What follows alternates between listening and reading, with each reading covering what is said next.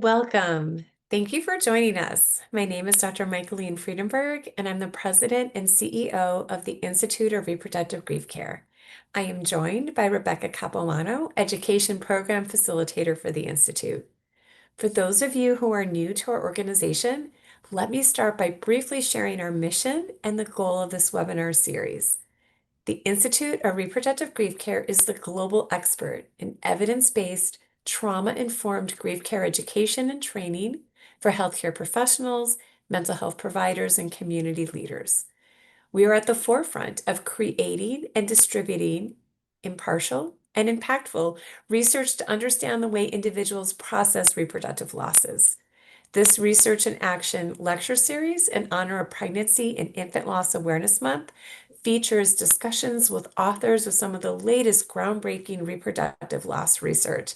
Thank you so much for joining us with this important conversation.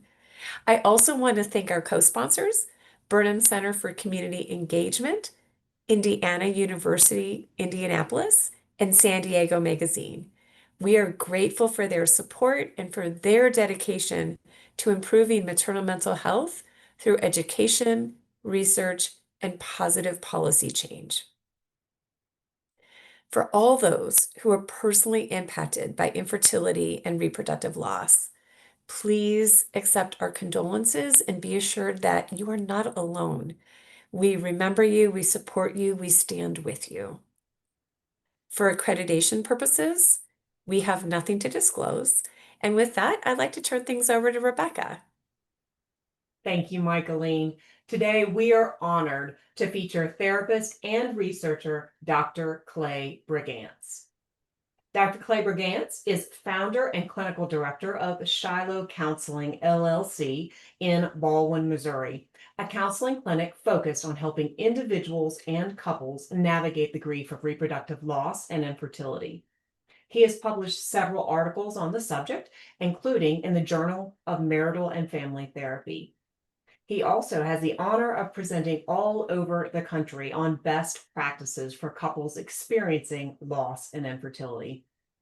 He is also in the process of publishing a book titled Couples Therapy for Reproductive Grief. Dr. Brigance serves on the local Missouri board for Postpartum Support International, as well as on the Healthcare Task Force for the Institute of Reproductive Grief Care. Dr. Brigance, it is an honor to have you with us today. Rebecca, the honor is all mine. I always love partnering with you guys, and yeah, just really excited to have this conversation. Excellent. Well, if we can just start out, if you could just share a little bit about what really first drew you into studying and working with couples experiencing infertility and reproductive grief. A great question, Rebecca. It's actually the number one question that I get all the time. So yeah, I think a lot of people are curious about the fact that this is my niche, and also I identify as male. And so it's like, well, what is this guy doing researching this topic? So like so many of us who have expertise in working with couples and individuals who are going through infertility, going through miscarriage, I have my own story with that. So my wife and I started our infertility journey in 2017. And through that journey, I learned so much about who I am.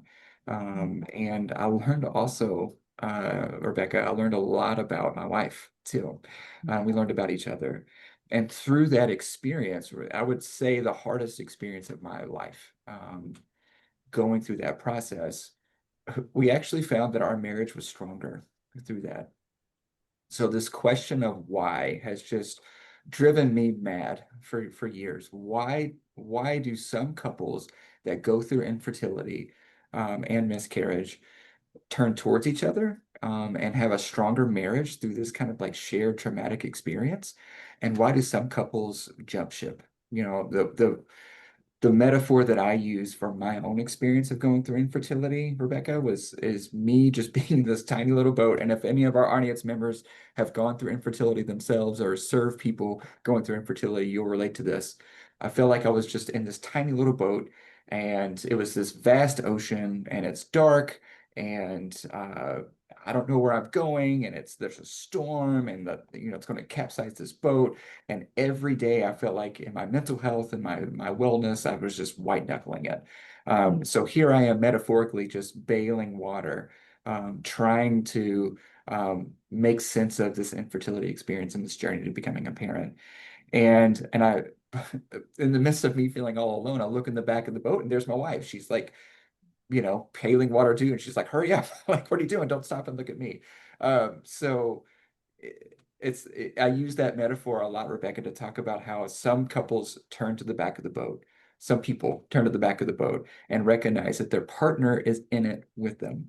But some people get so overwhelmed by the stress of it all, the trauma of it all, that they jump ship. Um, uh, so so that has been the kind of the catalyst, and through that experience, I started doing research right away in 2018. I started doing very intentional research on what makes some couples turn towards each other and what makes some couples turn away from each other during the infertility experience.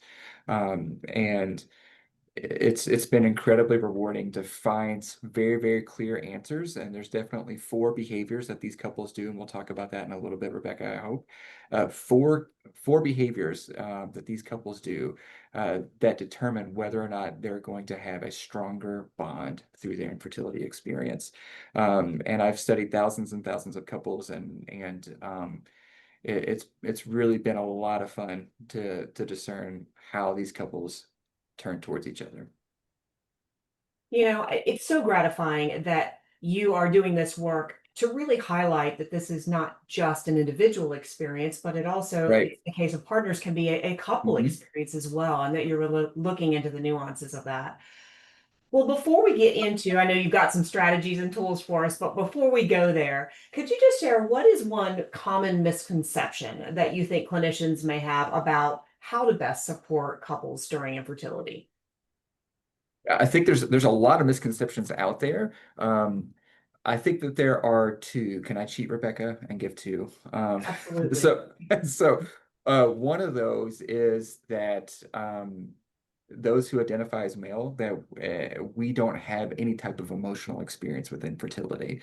That it's all about, in mixed gender couples, experience supporting the female partner. Um, so uh, that is certainly not the case. The way that patriarchal thinking works, and all that means, Rebecca, is just this strand of thinking that runs through Western culture of what it means to be a man, what it means to be man enough. Um, it's really this subtle messaging that all of us who are males receive throughout our life. Um, and it's this idea that emotions need to be black and white, that difficult emotions are weakness. There are power structures in that that have to involving virility, and infertile men are seen as powerless, those kinds of things.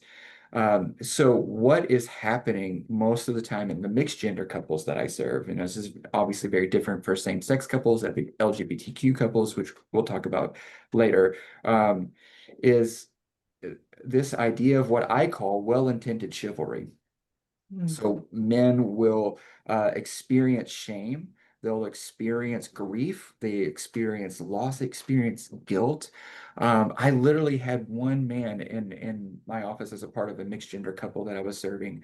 He asked his wife to divorce him because he said he wasn't man enough to give her a child. There's this deep, deep shame that these men carry, but they push that down because again, there's that black and white view of pain, that if I express my emotional pain, that it's going to be too much for my partner to carry. And she's already carrying the burden of the shots of, the hormones, all the things that are just so invasive for women to have to go through. Um, so that's one thing. Another misconception is that that this only happens to straight couples, which is obviously not true. And this is something that, we've talked about before offline.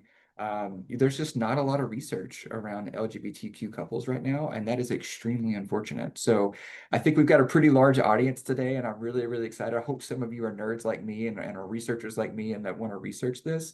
I'm certainly starting to research this, but the body of research on helping uh, gay, bisexual couples through the infertility experience is just really, really lacking. So you'll hear me as we keep going in our conversation, you'll hear me say mixed gender couples and male and female and things like that. I am just using the language that this research is able to produce right now. So I would say those are the two biggest misconceptions. Yeah. Yeah, those are pretty significant. So thinking about that role as you were talking about of men wanting to have that chivalry of taking care of their partner, Mhm. and then the impact of them maybe not getting the support they need to process through their own emotions about that experience. Just really, really impactful. Well, when you think about the long-term impacts of infertility or loss, what is one thing that you really wish every clinician understood right away?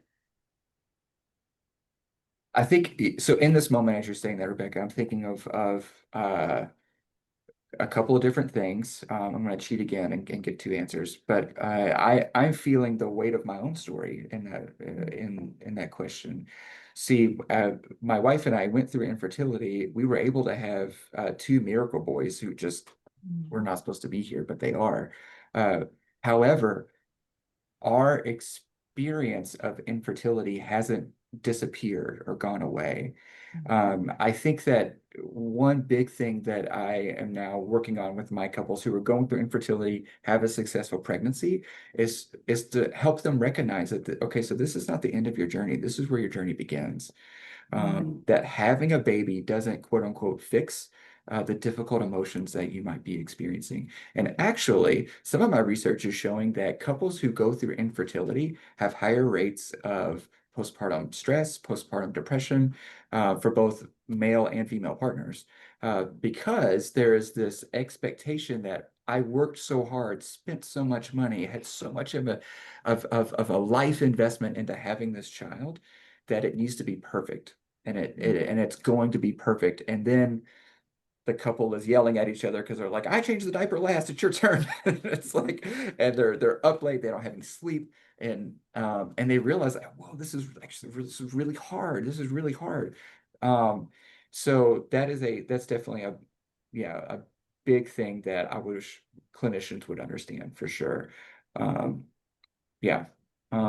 So as far as the other thing, I would say that um, we definitely need more insight into, like I mentioned earlier, the LGBTQ population, but also the experience of men in infertility. And a lot of times, the clients that I work with, when they're mixed gender couples, the male is just totally ignored by the provider. I can remember going to all kinds of fertility appointments, and our fertility doctor, who was wonderful, and I love her, she's now a personal friend. Um, uh, Oftentimes look to my wife right away and I started asking her questions. I remember after our first son was born, and I felt like I was about to come unglued because postpartum anxiety was going on. The social worker came in and asked my wife all the questions, and Mhm. I was like, "Oh, I'm here. I'm here too." Um, I feel like I'm jumping around. I'll make sure I'm staying on track, Rebecca. But is there anything that maybe I'm missing? No, I think that was super helpful thinking about those impacts. I'm kind of going back to what you were saying about the difference in expectations. This all of Mhm. this expectation of this is going to be this amazing experience, right? If we put all this work in, but then real life kind of comes in, and how helping people in dealing with the disparities some between what they thought was going to happen and what reality was. So thank you so much for that. Yeah, absolutely. Yeah, thank you, Dr. Brigance. I'm thinking because we went like couples and thinking about the providers. Let's go back to the couples again. Let's take a little bit of a deeper look. So in your experience, what do couples often find most surprising about how infertility affects their relationship? I think one of the biggest things is how much infertility causes what we call misattunement. So misattunement is this idea um, that I'm having an emotional experience, you're having an emotional experience, and we're not really connecting on those different emotional experiences at all. In fact, what usually happens is one person is having a deep emotional experience, and then the other person may then intellectualize it. So this happens especially for couples who have differences in what we call meta emotion recognition. So in other words, meta emotions are how we think about emotions. If I believe that emotions are important and that they need to be validated, that Michaeline, Rebecca, what you feel is important and needs to be seen and shared, and we can process it, there doesn't have to be problem solving, versus emotions are bad and they get in the way and we need to just solve a problem. I'm not saying necessarily, I mean, I'm biased, I'm a therapist, but I'm not saying either one is necessarily bad or wrong. But what happens is when we have these two very different ways of coping in a couple relationship, and we try to force the different ways of coping on each other. So this happens quite a bit for, again, going back to, the gender thing, mixed gender couples happened with my wife and I, who I desperately wanted to rescue her out of her pain. So I intellectualized it. But she just needed me to just hold the soap. And what I mean by that, it's a metaphor that I use all the time, that really expressing and receiving emotion during infertility is like holding wet soap. So when you try to hold wet soap, the more you just hold it like this, the more you can actually hold it. But if I'm trying to like grab it and I'm trying to intellectualize it, then I can't really hold it. So if I can come to my partner and say, um, I just felt really, really disregarded by our provider today. I don't feel like she really heard my concerns, or I'm just extremely overwhelmed. I think I'm going to get off of Facebook because there's too many pregnancy announcements. And then for the other partner to then see that emotional pain and want to rescue that partner by saying something like, just try to be positive. Like, come on, try to push through. We've still got hope left.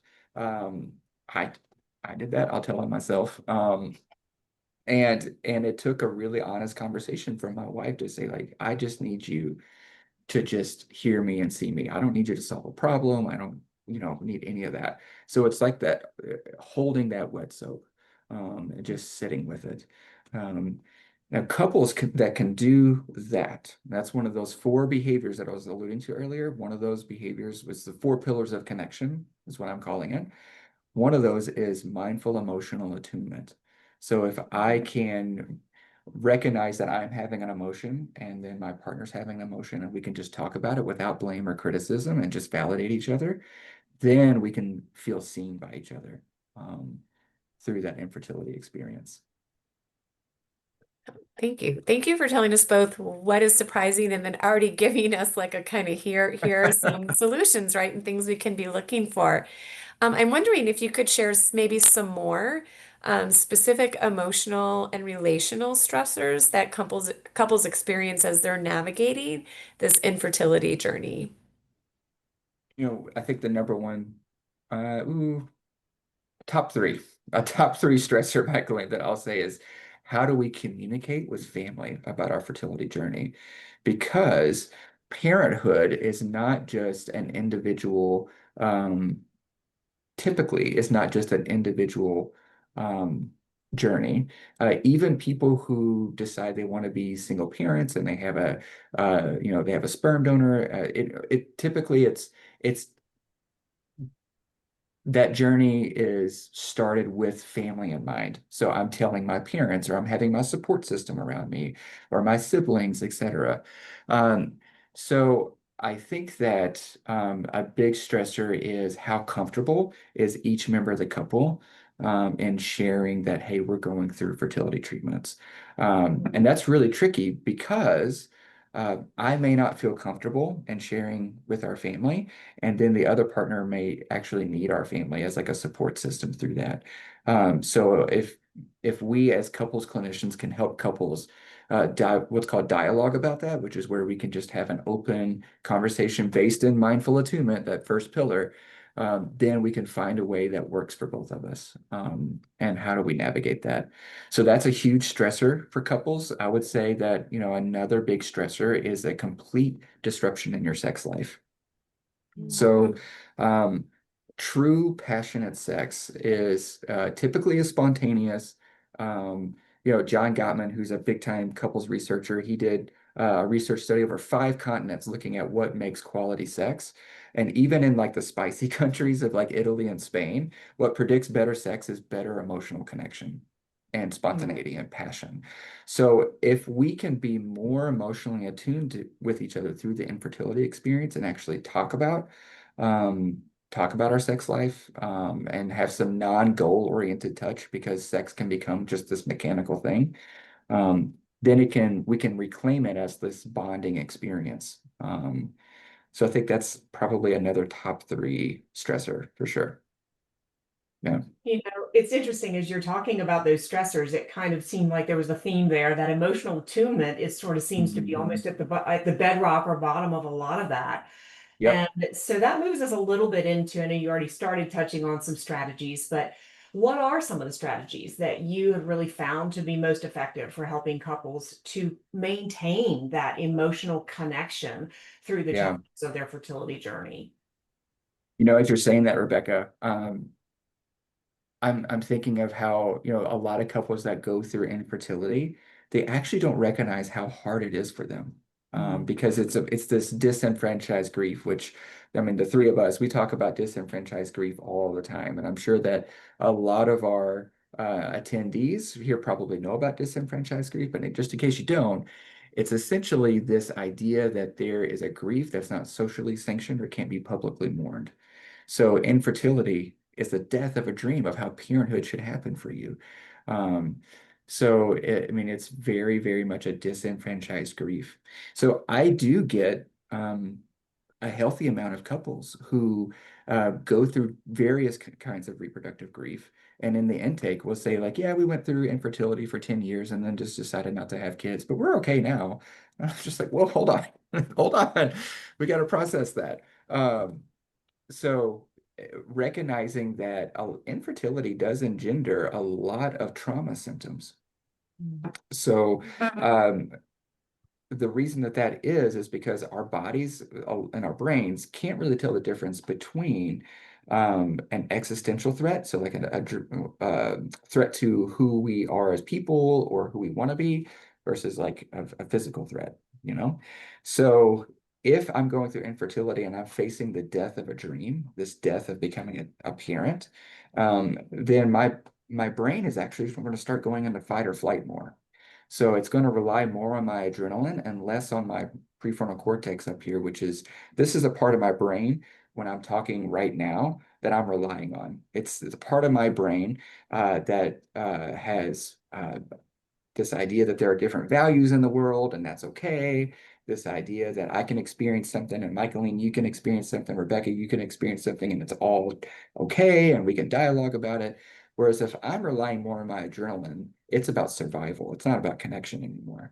So couples start to emotions start to come out sideways to each other. We start to criticize more. We start to become more defensive. Um, so all that to say, that's a long-winded answer to say this. Here's what couples can do. Couples can recognize when they become physiologically flooded when talking to each other. And that happens a lot more when we're going through reproductive trauma, such as infertility or miscarriage. So that means that recognize in your body when your adrenaline might be going off. For me, I've been a runner all of my life, so I feel it in my legs, like my body's ready to have some type of activation. For other people, I've heard they get a dry mouth or they get sweaty palms or their face gets red. Um, so recognize that and recognize that it's okay to step away and say like, babe, I really want to talk about this, but I am just really flustered right now. And I'm going to go and just take a walk and then come back and we can talk about this. Um, Another really good strategy and staying emotionally attuned is just having curiosity with each other and not being reactive to each other. So being curious about the fact that, hey, my partner is just sitting on the couch and scrolling all day. So I'm just going to sit down next to them and say like, hey, I've noticed you've just been sitting and scrolling all day. Like, what's going on? Um, Holding 2 different experiences true at the same time, that's another big one. So if we can have that mindful curiosity and not react immediately, um, those are some really, really big strategies to help stay attuned. A lot of times when couples are having a dialogue in my office, um, I will say like, hey, take a pause and then react. And it forces them to slow down and think about the first thing that comes across their brain to say, um, which is usually rooted in, my adrenaline going off or, defensiveness or reactivity, and slowing down and then thinking about what I really want to say. How do I really want to respond to that, to my partner to reinforce that connection? Gosh, there was so much there. I hear you talking about this in terms of trauma, which I know a Right, lot of people don't necessarily think of it in that way, but that some of those responses almost sounds like those somatic responses that we have to trauma come into play there, and just thinking about the awareness of that and being able to step away. Well, kind of right. to follow up on that a little bit, what kind of evidence-based approaches would you say that you really lean on, that clinicians in multiple disciplines could easily integrate into their practice for responding to couples in these situations? Yeah, I wish I had a magic bullet for every profession. Here's what you can say or do. Um, what I can say is connection comes out of curiosity. Mhm. Connection comes out of mindfully listening. And Alan Alda says, this is going in my book, Alan Alda actually said that to truly listen to somebody is to let them change you. Um, we have, as humans, we have a deep longing to be seen and to be heard and to feel loved, especially by our partner, but also by our providers, but also by our doctors, our counselors, social workers, whatever, pastors. We want to be seen. And how are we seen? Questions, curious questions. Hey, what is this like for you right now? And then validating, oh gosh, that's really hard. I don't know what that's like. Um, but that must be really, really tough right now. When did this start for you? When is this the hardest for you? When do you find it's a little bit easier? Um, you know, I I have seen some very, very, very distressed couples in my office. And when they get mindfully curious with each other, that first pillar, that mindful attunement, it then leads into the other pillars, that navigating conflict, finding those disrupted dreams of parenthood for each other, and maintaining quality sex. The emotional attunement, though, that first pillar, it leads into all three.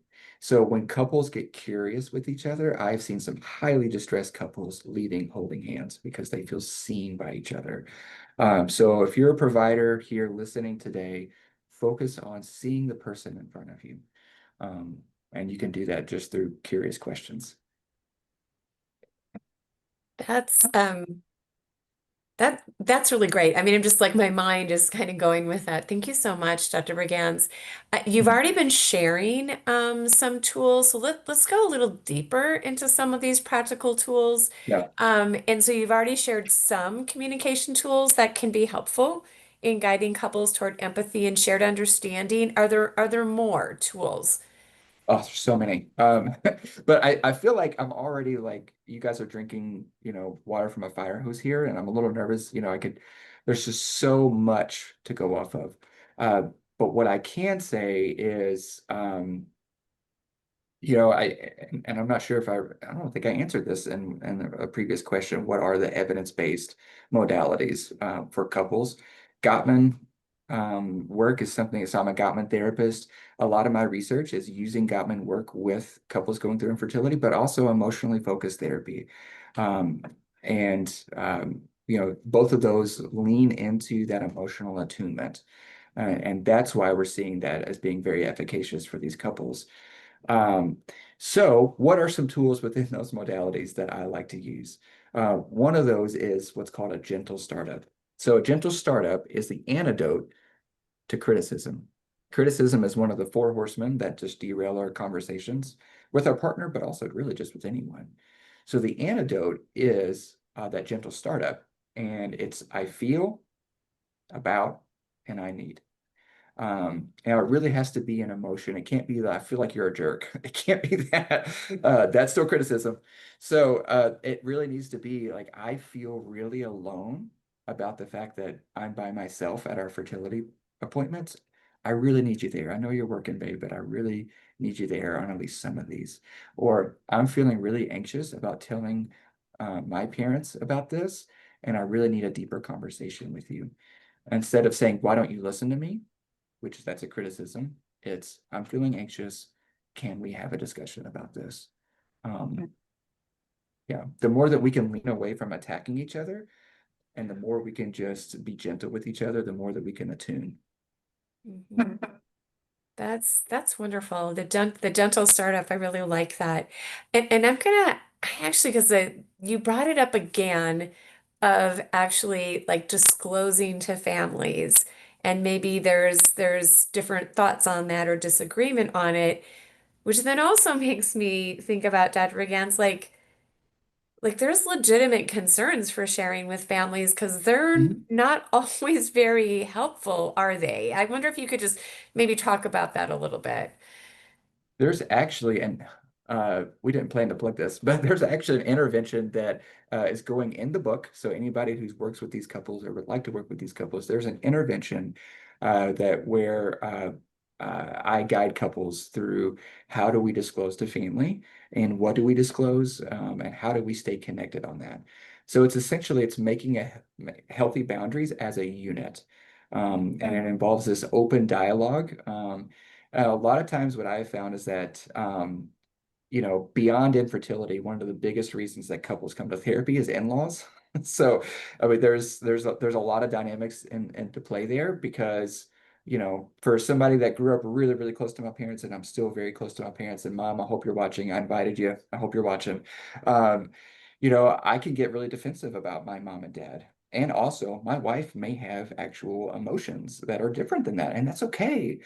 Vice versa, my wife grew up very, very close with her parents, and they may make me feel a certain way. And I need to be able to share that with my wife and vice versa.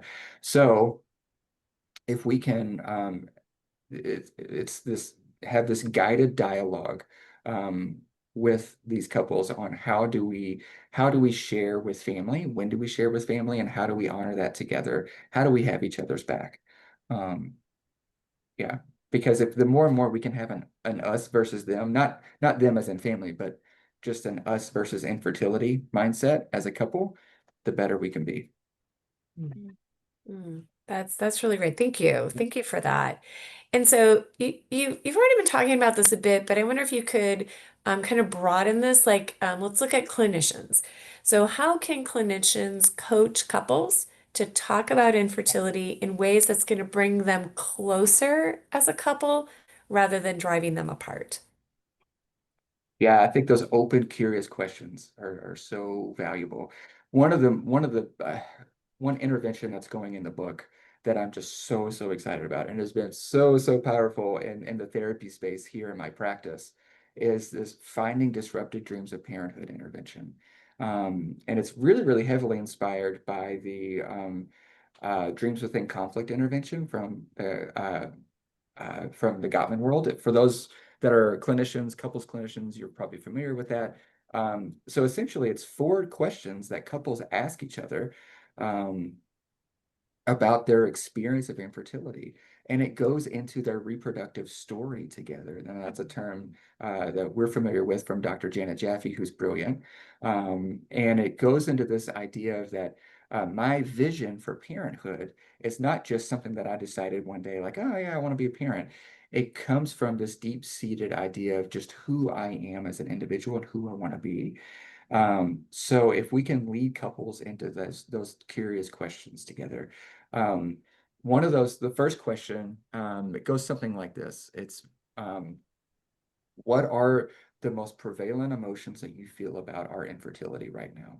Um, a follow-up question to that is, do those emotions come from your background history?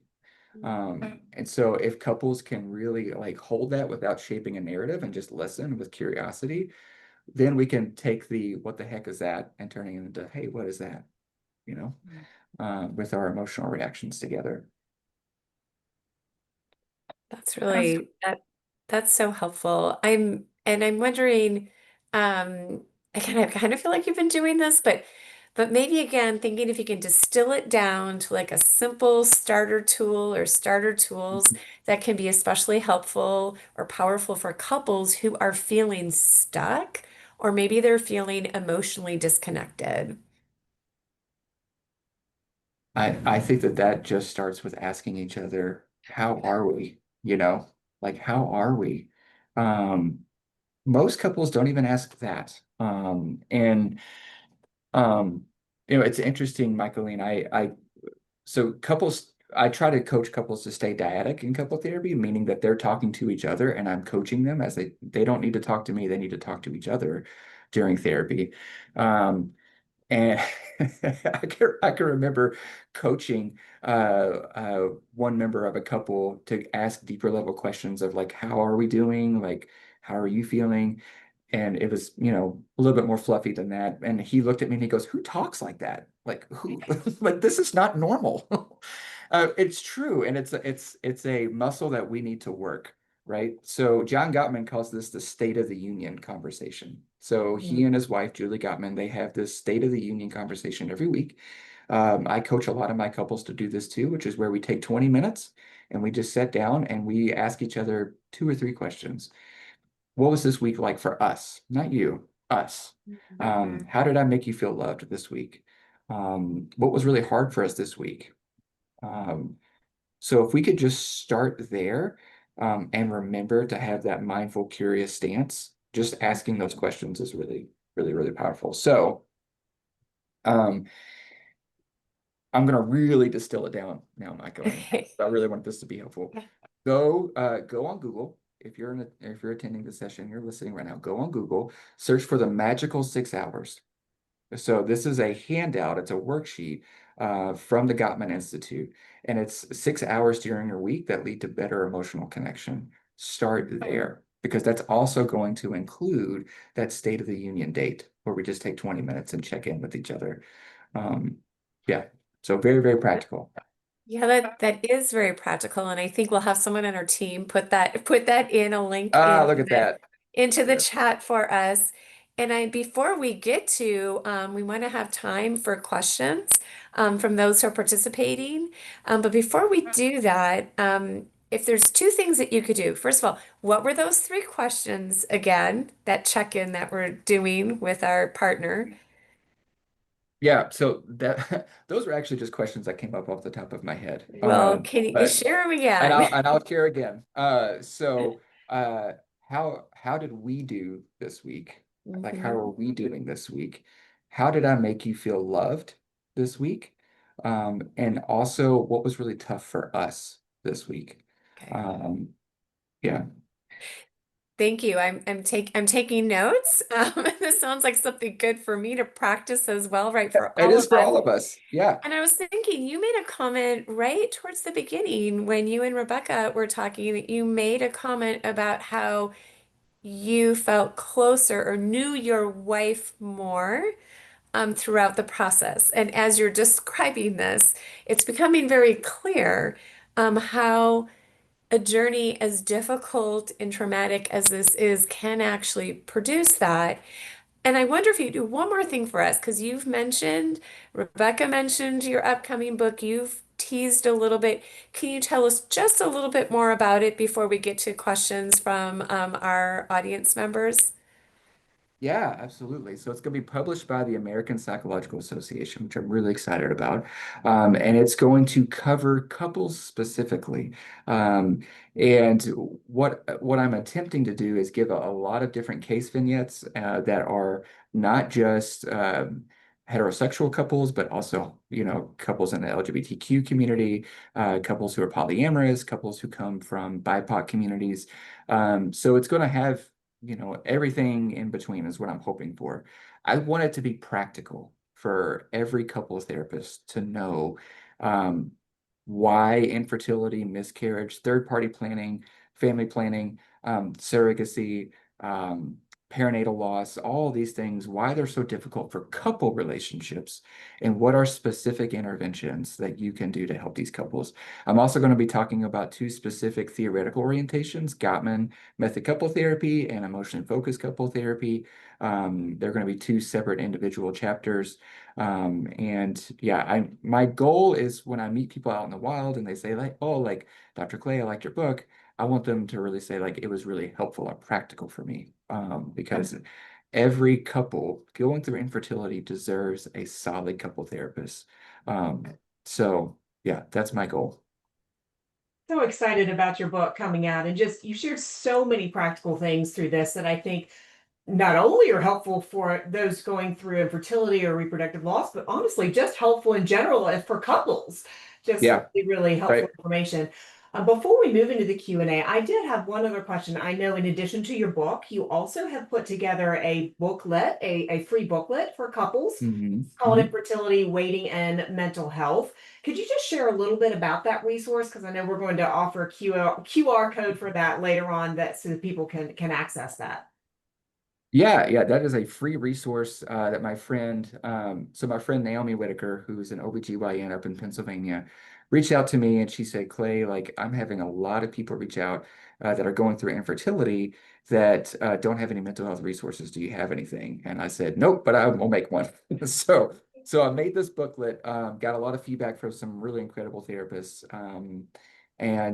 So it's 23 pages, and what it's meant to be a little booklet to let people know that what they're experiencing doesn't mean that they're crazy. That you are not crazy for feeling stressed, anxious, depressed, grief, trauma symptoms, all of that when you're going through infertility. It also doesn't mean that your relationship, your intimate relationship is broken because it's um, hard right now. So it's just some education about that. It's also some very practical things that you can start doing in your own life to help navigate the storm of infertility.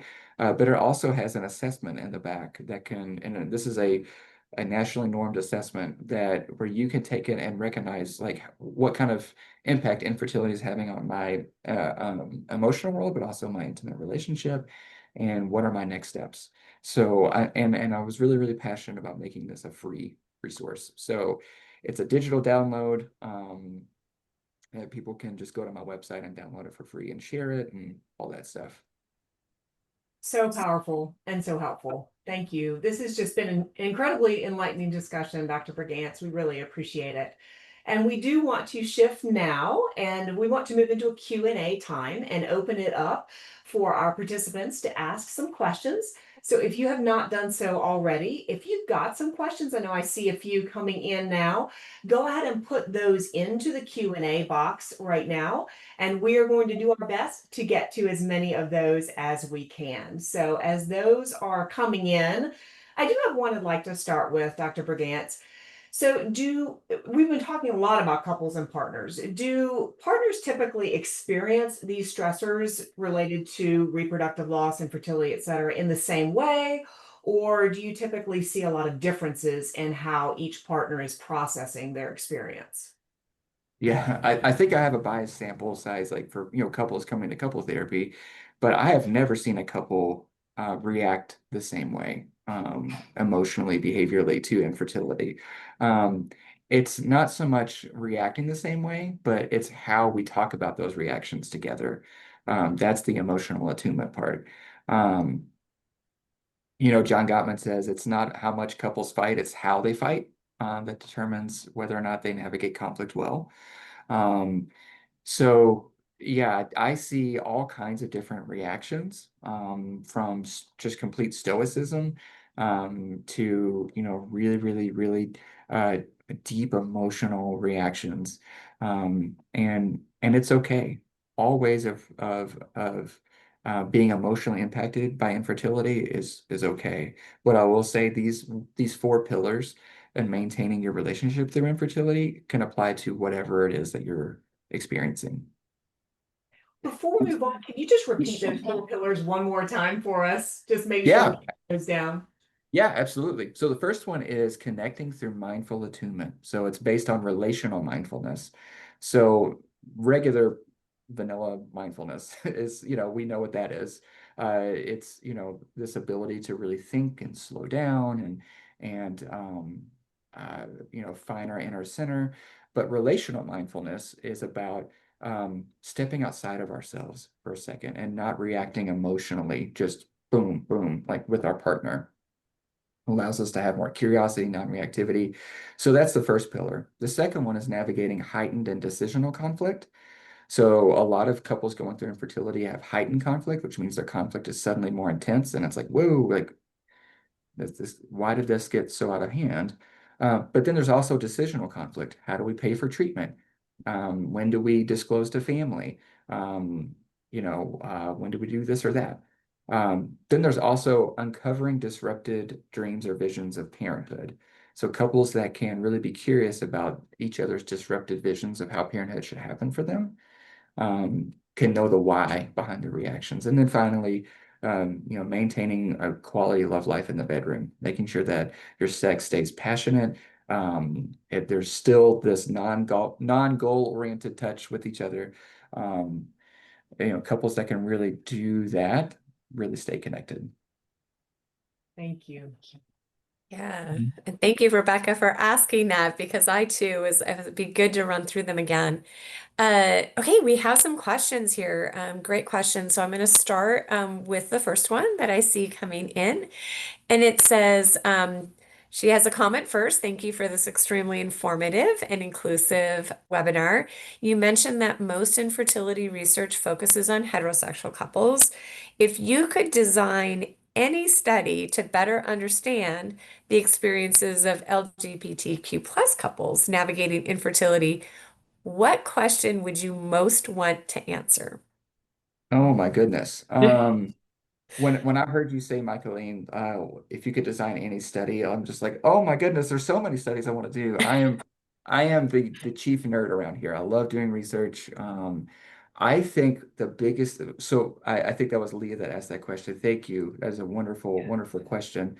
The biggest one that I would love to have answered is how does intersectionality play a part and these couples um, and their interaction with medical professionals. And also how do their LGBTQ identity, how does that intersect with when we share with family or how we stay connected or all of that.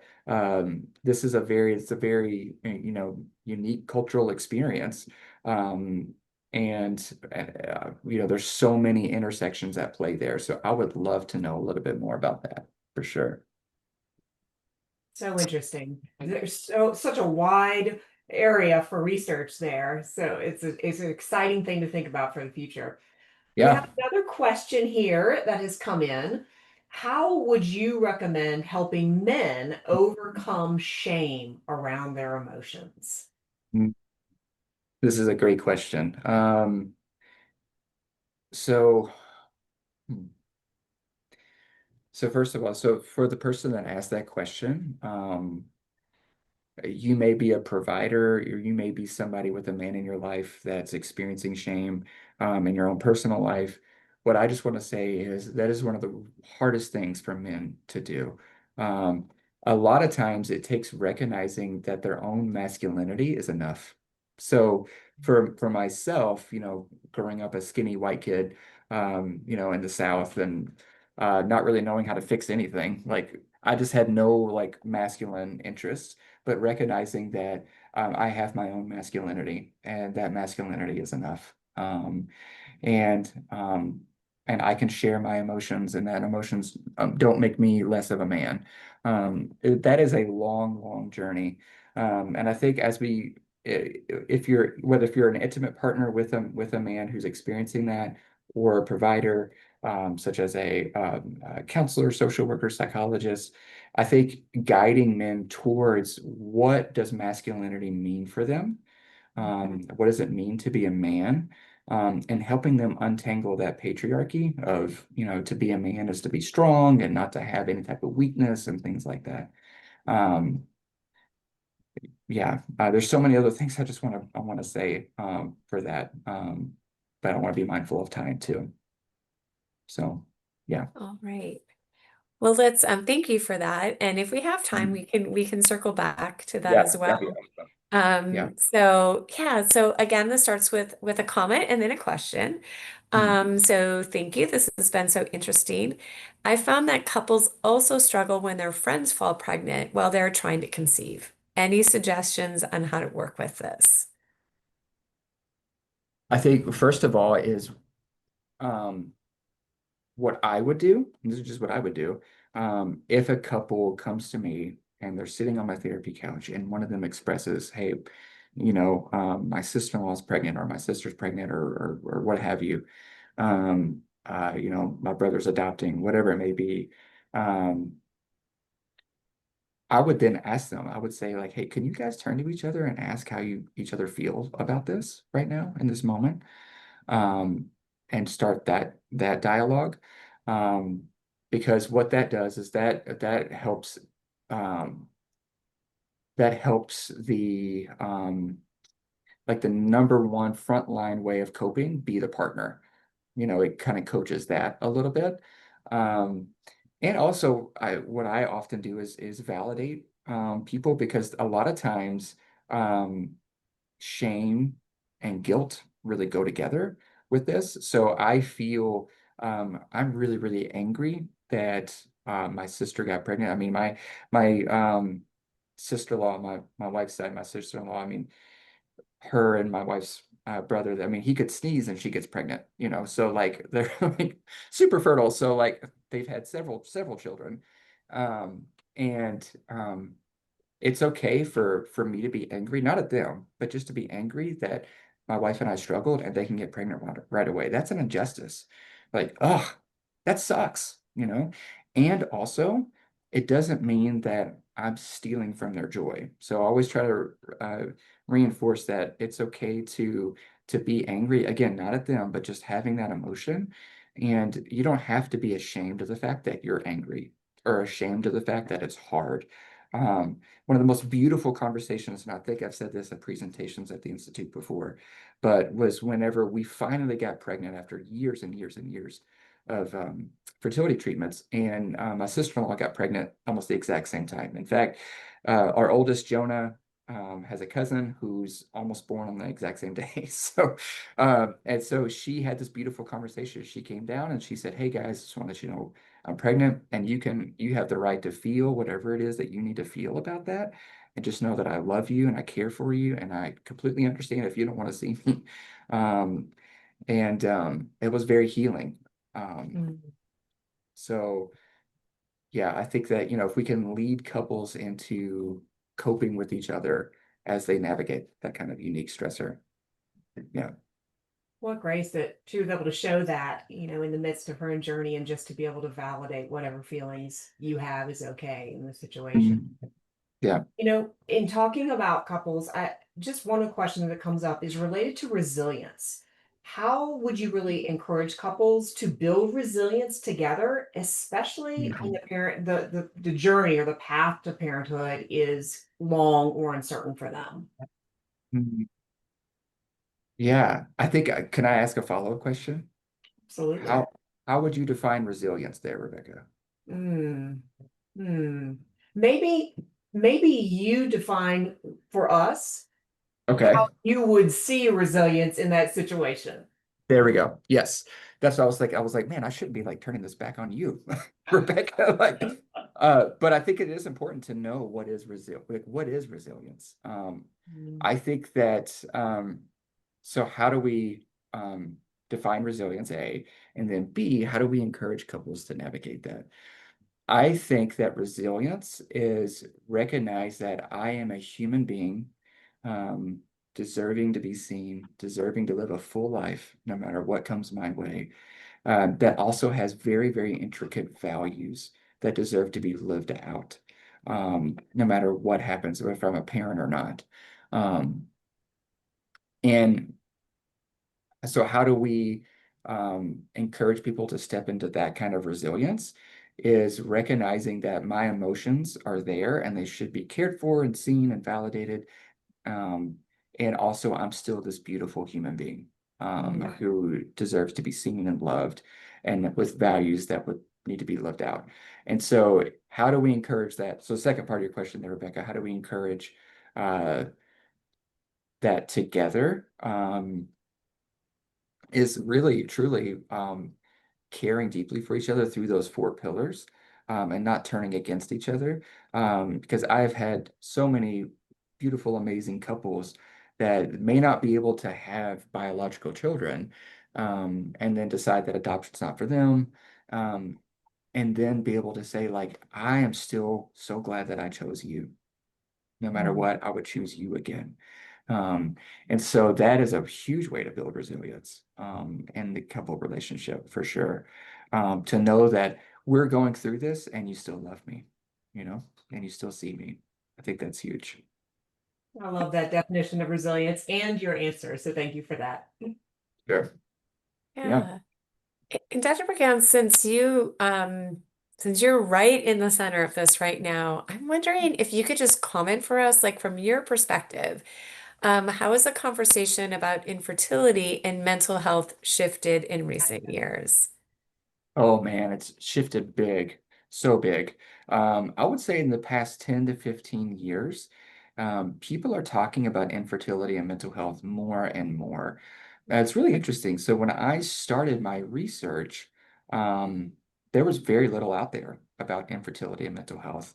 Dr. Janet Jaffe was a pioneer, is a pioneer, in that. And you know, Dr. Martha Diamond was a part of that too. So, I mean, there are these folks who were really leading the charge, but there weren't a lot of people following them. But I think that as more and more people in Western society experience infertility, the more and more we're talking about the experience itself. More and more celebrities are talking about it. Whenever I was trying to formulate guests for my podcast, which by the way, podcast is coming up. That podcast is called Love and Infertility. First episode is coming out in January. It's going to be great. I'm so excited. When we were thinking of guests for Love and Infertility, there's all these different celebrities that we've been reaching out to come onto the show, and they've been really responsive, because they're very, very passionate about speaking into that. Um, and their couple relationship. So I definitely see a bigger shift. And now when I go and I do citations and when I'm doing my research, I'm finding a ton of journal articles published 2023, 2024, 2025. It's like all of us got really passionate about this at once. So yeah. Right. Well, that's incredibly good news. And our last question before we wrap up was going to be what's next? We heard about your book, and the podcast, and I'm wondering, and your desire for more research, but kind of, is there anything else next on your horizon, or maybe even do an encouragement or a challenge to our audience of here of how we can all be a part of being those supportive individuals in whatever our role is for those struggling with infertility. Yeah, yeah, absolutely, Michaeline. So the book is coming up, Love and Infertility, which I'm really excited about. We're building our podcast studio like this week. The contractor's right above my head right now, like building the podcast studio. Really excited about it. So that's coming up. But also, there's going to be a whole host of asynchronous trainings that counselors, social workers, and psychologists can start getting from drclaybrigance.com, to know how to help these couples and individuals going through infertility. There's going to be specific interventions as a part of these videos. There's going to be, for individuals, there's going to be ACT, so acceptance and commitment therapy with these folks, with the special population. So that's coming up in February, March. The first synchronous training is coming up in December, so that's stay tuned for that, where I'll be hosting a webinar much like this. So all that being said, I am, well, brain's moving too fast, as it always does when we talk, Michaeline.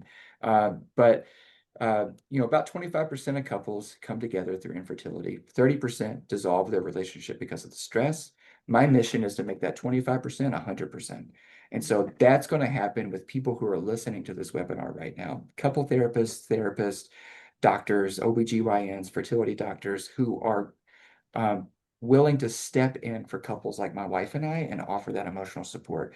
So for you guys that are listening right now, don't give up. Keep learning, keep listening, because couples like my wife and I are depending on you, and you're doing great work.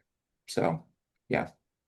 Oh, thank you so much. That is so rich. There's just so much we can all take. Thank you for sharing this with us today. I mean, really, your groundbreaking work in understanding and supporting couples experiencing infertility, right?